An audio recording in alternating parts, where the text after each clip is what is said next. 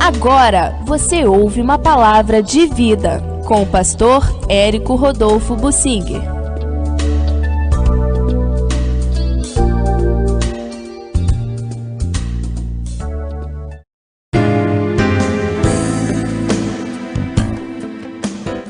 A finalidade da palavra de Deus é trazer vida, embora ele possa falar de morte. Deus é Deus, ele é o soberano. Todo o poder pertence a ele, e a vida de todas as pessoas está na mão dele. E um dia vai acabar essa vida terrena das pessoas, mas Deus lembra que nós temos uma alma que é eterna e temos que cuidar disto. A vida eterna nos espera ou a morte eterna, dependendo de suas atitudes. Quando Deus promove a morte aqui na terra, seja num furacão, tufão, uma enxurrada, uma chuva forte, um frio muito forte, um calor muito forte, quando Deus promove a morte, a finalidade é trazer vida. A palavra profética está na Bíblia relacionada com a predição de coisas que vão acontecer, e mesmo o próprio Deus estabeleceu que ele não fará coisa alguma, Amós 3:7, sem primeiro revelar o seu segredo aos seus servos, os profetas. Qualquer calamidade, qualquer grande acontecimento que tem lugar na terra, primeiro Deus vai avisar a alguém, algum profeta, para alertar o seu povo. Isso não aconteceu propriamente com o Jó, e eu quero fazer referência agora ao Jó, no capítulo 29, porque ele foi escolhido para ser alvo de disputa. Deus permitiu e Satanás visou. O Jó era uma pessoa que atendia a Deus, que fazia a vontade de Deus, e isto também é para nós um símbolo do que vai acontecer com cada um de nós, alvo dos ataques de Satanás. Pedro estava para ser usado por Deus grandemente, e Satanás já estava de olho em Pedro, e o Senhor Jesus disse: Pedro, Satanás me pediu para peneirar você. Satanás tem que pedir a Deus, não há autoridade em Satanás senão permitida por Deus. Quando ele está matando, roubando e destruindo, Deus está permitindo isto para despertar outras pessoas para a salvação. E assim, normalmente Deus avisa aos seus servos. No caso de Jó, ele foi um escolhido, Satanás o visou porque ele era um testemunho vivo de Deus na terra. Era uma pessoa que seguia o Senhor e por isso era abençoada. Deus quer ser honrado com o testemunho fiel de uma pessoa valente, porque há muitos crentes que são covardes, são acomodados, são crentes mornos espiritualmente.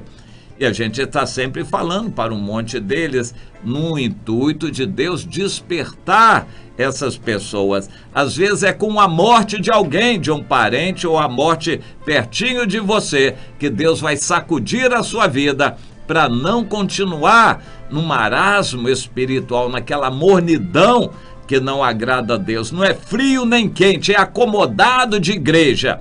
E é o que mais existe no Brasil hoje. Portanto, Deus está querendo fazer coisas acontecerem e muita morte entre crentes para despertar esses mornos espiritualmente, visando trazer vida. O Jó foi escolhido para sofrer como ninguém, com exceção de Jesus. Fora Jesus, o que nós temos notícia é que Jó foi aquela pessoa que mais sofreu nas mãos de Satanás com a permissão de Deus. Porque Deus tinha propósitos com a vida do Jó, de ser um exemplo para nós, de como a gente pode perder tudo aqui na terra, mas ganhar a vida eterna. A gente pode perder tudo e o que a gente vai ganhar vale muito mais.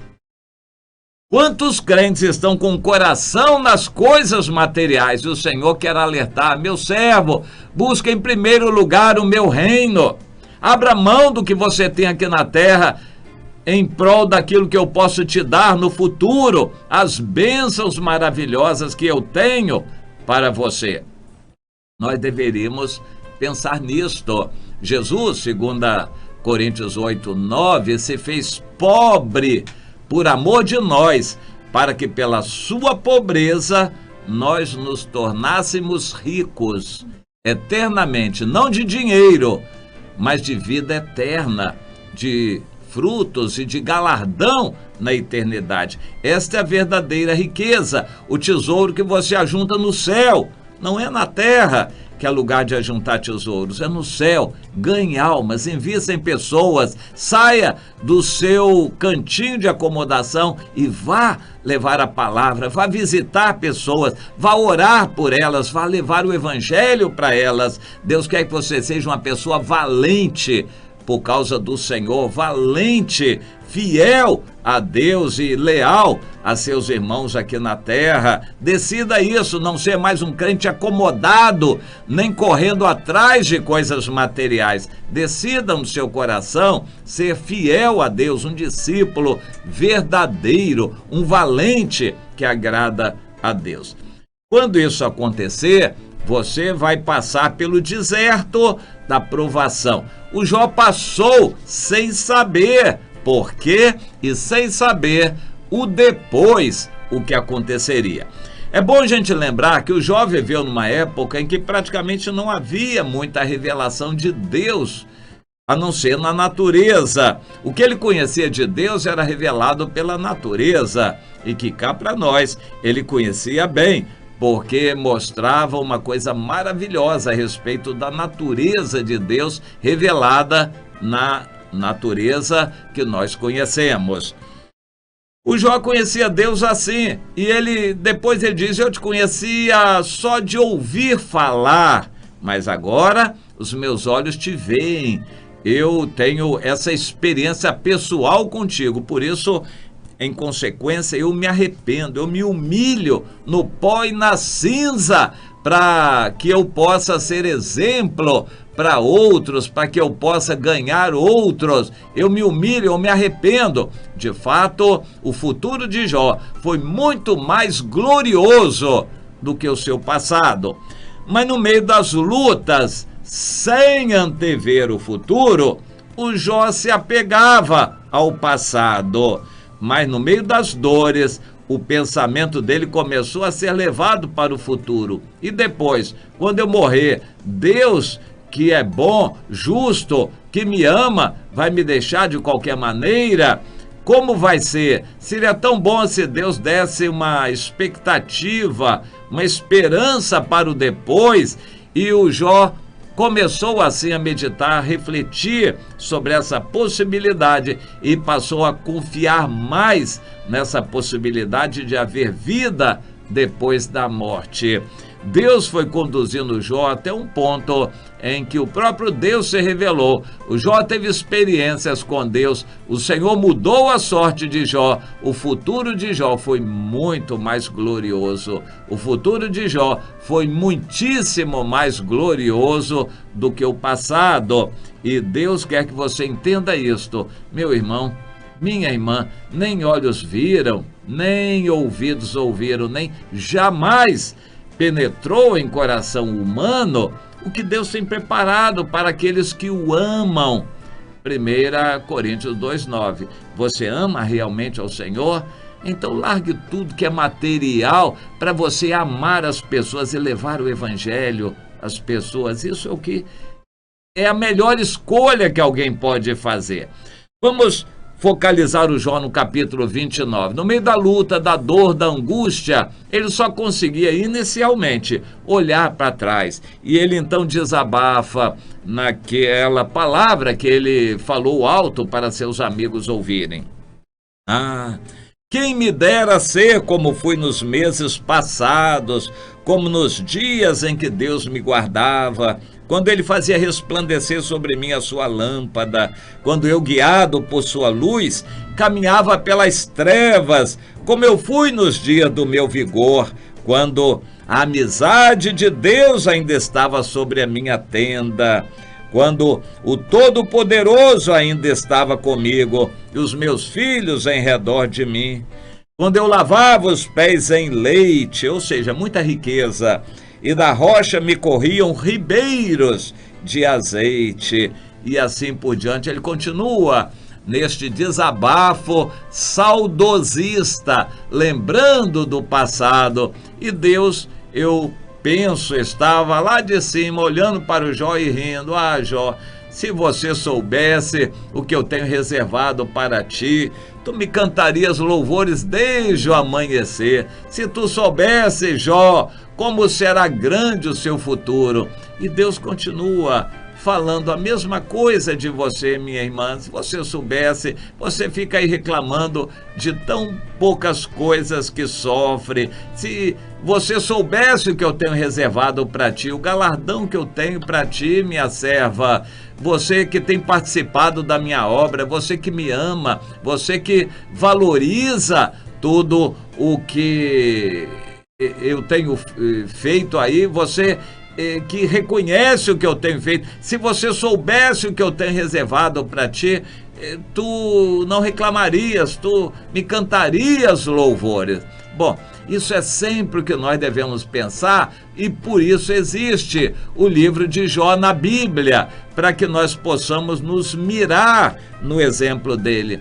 Meu irmão, é muito mais o que você tem para receber. As coisas terrenas, os sofrimentos de agora, nem de longe são para serem comparados com a glória por vir a ser revelada em nós. É que o apóstolo Paulo diz em 2 Coríntios, que você também no seu coração passe a valorizar a vida eterna, o seu galardão, o tesouro que você tem guardado. O Senhor é poderoso para guardar o seu tesouro. Não reclame da vida, não fique com saudade do passado. Pelo contrário, eu procuro manter saudade do futuro. Eu tenho vontade de ver o que Deus vai fazer, muito mais do que ficar me lembrando do passado, onde cheio de falhas, Deus me abençoava, é verdade, mas cheio de falhas, eu não podia aproveitar bem. Mas hoje, ainda que seja o sofrimento maior que seja, meu irmão, não é para sempre esse sofrimento. A sua luta de agora não é para sempre. A sua fraqueza vai ser revertida em força. Um dia você vai ficar livre de tudo que é ruim, de todas as agruras.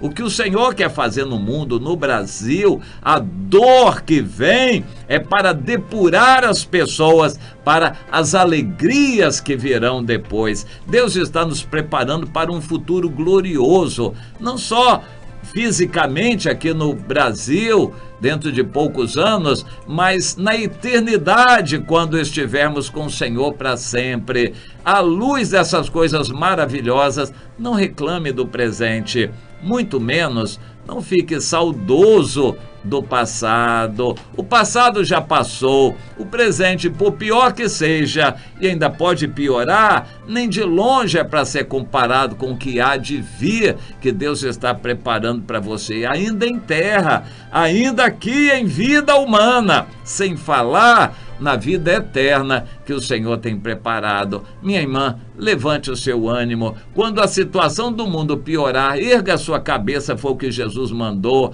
porque a sua redenção se aproxima. Estamos muito perto da volta de Jesus, e não convém perder tempo. Não convém jogar tempo fora, nem perder oportunidades. Fale de Jesus, ame as pessoas, valorize a sua comunhão com Deus, meu irmão. Ajunte tesouros no céu. Isso é o melhor que você pode fazer.